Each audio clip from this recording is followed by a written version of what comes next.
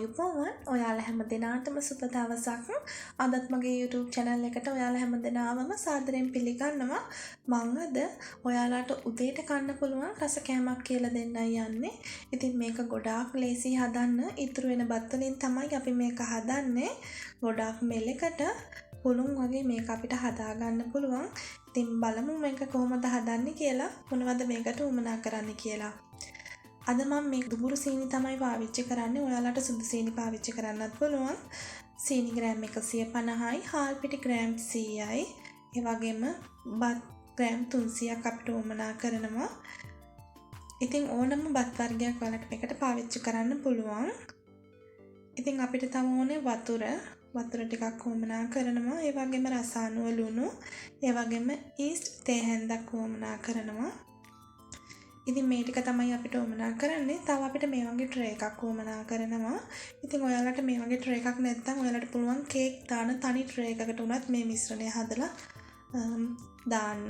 ඉතින් මුලින්ම මම කරන්නේ මේකට බත් එක හොඳට ග්‍රයින්ඩ් කරගන්නවා. ඉතින් බත් හොඳට මේ විදිහට වැහෙන ප්‍රමාණයට වතුර දාලා බත් ටික හොඳට ක්‍රීම් එකක් වෙනකන් හොඳට ග්‍රයින්ඩ් කරගන්න ඕනේ. මෙන්න මේ විදියට හොඳට ක්‍රීම් එකක් වෙනකම් හොඳට ග්‍රයින්ඩ් කරගන්න.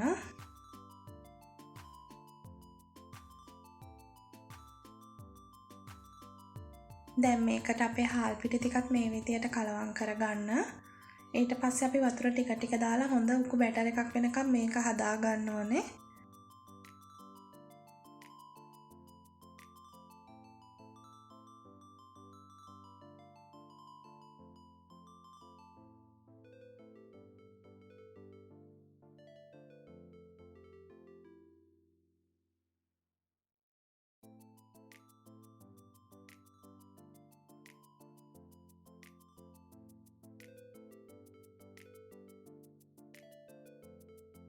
මෙන්න මේ ගානට පද වෙන විදියට හදාගන්න. ඊට පස්සේ අපි මේක පැත්තකින් තියලා අපි යමු සීනි එක හදාගන්න. සීනි ටික මේ විදියට පෑන් එකකට දාලා සීනි වැහෙනකම් වතුර මේ විදියට දාගන්නවා. ඉතින් ගොඩාක් වතුර එකතු කරන්නත් එපා. මේ විදියට සීනි ටික දිය කරගන්න විතරක්. සීනි ටික වැහෙන්න වතුර දාගන්න. ඉතින් ඊට පස්සේ මේක හොඳට උතුරන්න අරින්න. ගොඩාක් සීනිය කැලෙනකන් උතුරවන්න එපා. ඉතින් ඔයාලා සුදු සීනි පාවිච්චි කරනවා නම් සීනි ටිකක් මුලින් දාලා ටිකක් කැරමල් කරගෙන පස්සේ අනිත් සීනි ටික දාලා ඒක වැහෙන්න වතුර ටිකක් දාලා මේ විදියට පැණි එක හදා ගන්න.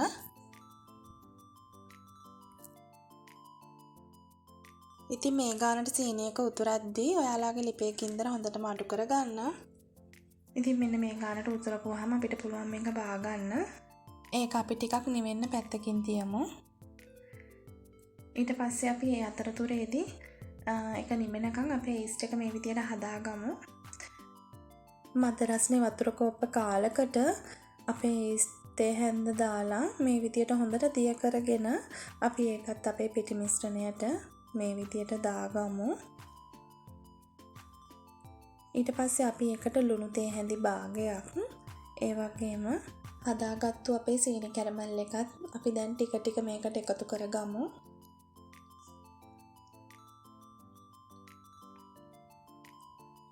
ඉතින් ගොඩාක් ලේසි මේක හදන්න. ඉතුරු වෙන බත් වලින් අපිට පුළුවන් මේ රස කෑම එක හදලා රස බලන්න. ඉතින් මං හිතනවා ඔයාලා මේකට කැමති වෙයි කියලා. ඉතින් මෙන්න මේ විදියට තමයි ඒක තියෙන්න ඕනේ පදම.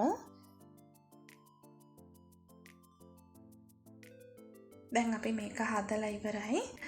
අපි දැන් මේක වහලා මේක පැය දෙකක් විතර පැත්තකින් තියන්න ඕනේ මේක හොඳට පිපෙනකන්. ඉතින් ඊට පස්සේ අපි බලමු කොහොමද මේක හදන්නේ කියලා.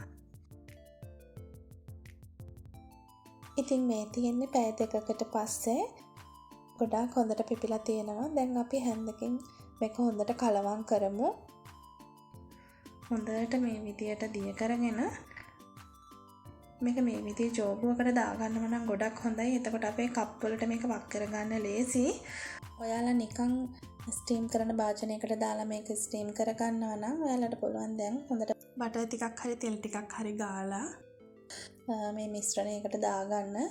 ඔයාලා වටලප්පම් හදන පුඩින් හදන භාජනයක් තියෙනවා නම් ඔයාලට පුළුවන් මේ මිශ්‍රණයකට දාලා ස්ටීම් කරගන්න. ඉතින් ඔයාලට ස්ටීම් කරගන්න පුළුවන් රයිස් කුකර් එකෙන්. ඒ වගේම oven එකක් තියෙනවා නම් oven එකෙන් සෙල්සියස් අංශක 180ට විනාඩි 40ක් විතර ස්ටීම් කරන්න oven එකේ. නිකන් ලිපේ ඉතිහාප තම්බන විදියට අපි ස්ටීම් කරගන්නවා නම් විනාඩි 30ක් 35ක් වගේ කාලයක් තම්බ ගන්න ඕනේ මේක. ඉතින් දැන් අපි මේ විදියට කප් ටිකේ හොඳට බටර් ටිකක් ගාගෙන අපි හදාගත්තු මිශ්‍රණය මේ විදියට අපි ඒකට වක් කරගමු. මම අද මේක oven එකේ තමයි ස්ටීම් කරගන්නේ. ඉතින් ඒක නිසා ටිකක් ලොකු ට්‍රේ එකක් අරගෙන මම ඒකට මේ විදියට වතුර දාගන්නවා. ඉතින් අපේ කප් ට්‍රේ එක ඒක ඇතුලෙන් තියලා සෙල්සියස් අංශක 200ට හොඳට oven එක රත් වෙන්න අරිනවා. හොඳට වතුර එක උතුරද්දී මම සෙල්සියස් අංශක 180ට උෂ්ණත්වය අඩු කරලා විනාඩි 40ක් මේක තම්බ ගත්තා. ඉතින් ගොඩාක් හොඳට දැන් තියෙනවා මේක. අපි බෝල් කිරි පාවිච්චි කරන්නෙත් නැහැ මේකට. ඉතින් ගොඩාක් පහසුවෙන් අපිට මේක ගෙදරදී හදා ගන්න පුළුවන් ගෙදර තියෙන දේවල් වලින්. ඉතින් මම හිතනවා ඔයාලා මේ වීඩියෝ එකට කැමති වෙයි කියලා. ඉතින් ඒ වගේම මතක් කරනවා තවමත් මාව subscribe කරලා නැත්නම් දැන්ම subscribe කරන්න. මගේ අලුත්ම වීඩියෝ නරඹන්න. like එකක් දාලා යාළුවෝ අතර share කරගන්නත් අමතක කරන්න එපා. ඉතින් පොඩි අයට බය නැතුව කන්න දෙන්නත් පුළුවන්. අපි බත් වලින් මේක හදන්නේ. කෙසෙල් එක උදේ කෑමකට ඒ වගේම හවස තේ බොන වෙලාවකට මේක ගොඩාක් සුදුසුයි. ඉතින් මම දැන් ඔයාලට එකක් කපලා පෙන්නන්නම්. ඉතින් හාල් පිටි ටිකක් විතරයි අපි කඩෙන් ගන්න ඕනේ. සීනිත් ගෙදර තියෙනවා. ඉතින් ඉතුරු වෙන බත් ටිකත් ගෙදරින්ම අපිට ලෑස්ති කරගන්න පුළුවන්. ඉතින් ගොඩාක් අඩු වියදමකින් අපිට මේක හදා ගන්න පුළුවන්. ගොඩාක් මෙලකට පුළුන් වගේ මේක ඇවිල්ලා තියෙනවා. මේ බලන්න ගොඩාක් හොඳට මේක ඇතුලේ පිපිලා තියෙනවා. හරිම මෙලෙක් මේක. ඉතින් හරිම රසයි. ඔයාලත් අනිවාර්යෙන් හදලා බලන්න. ඉතින් අපි ආයේ මේ විදිහේ රසවත් වටිනා වීඩියෝ එකක් එක්ක අපි ඉක්මනින් මුණ ගැහෙමු. එතෙක් ඔයාලා හැමෝටම නිරෝගීමත් සුබ දවසක්.